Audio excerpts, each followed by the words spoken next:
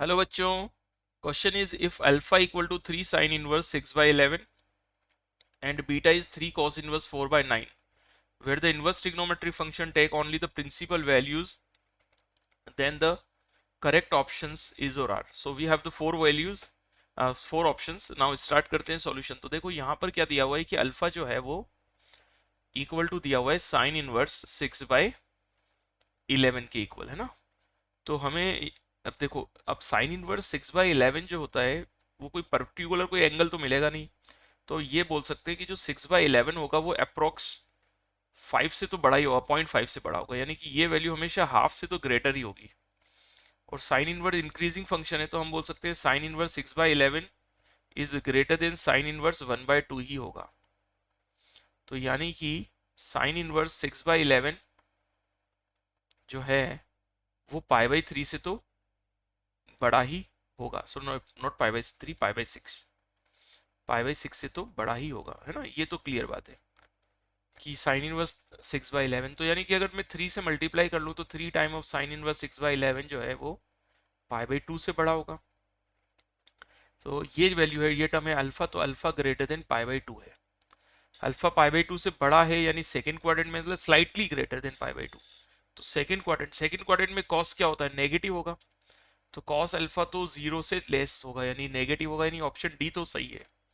अब अगर बीटा की बात करें तो देखो यहाँ पर बीटा इक्वल टू दिया हुआ है 3 cos इनवर्स 4/9।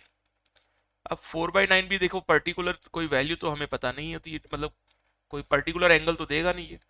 तो यहाँ से हम ये बोल सकते हैं, मतलब एंगल तो देगा बट एक जो डायरेक्ट एंगल होते हैं वो हमें नहीं पता इसका।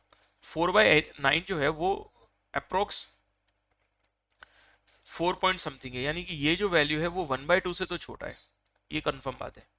तो और कॉस जो होता है, अगर मैं कॉस इनवर्स इंट्रोड्यूस कर रहा हूँ, कॉस जो होता है वो डिक्रीजिंग फंक्शन है, तो इनइक्वलिटी साइन चेंज हो जाएगा, इनइक्वलिटी साइन चेंज हो जाएगा। तो ये बोल सकते हैं कि जो कॉस इनवर्स 4/9 होगा वो डेफिनेटली π/3 से तो बड़ा ही होगा, एंड 3 cos इनवर्स 4/9 पाई से बड़ा होगा।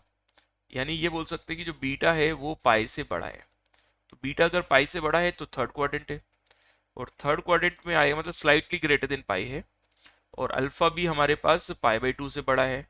तो हम ये बोल सकते हैं अगर बीटा पाई से बड़ा है तो कॉस बीटा भी नेगेटिव है एंड साइन बीटा भी नेगेटिव है, ठीक है ना। और अगर मैं अल्फा प्लस बीटा की बात करूं तो alpha plus beta is greater than 3π/2 है।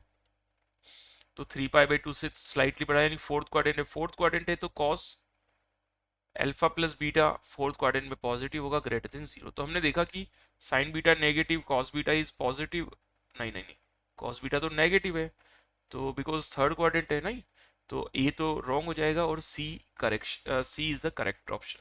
सो B C D are correct options. I hope this is clear. Thank you.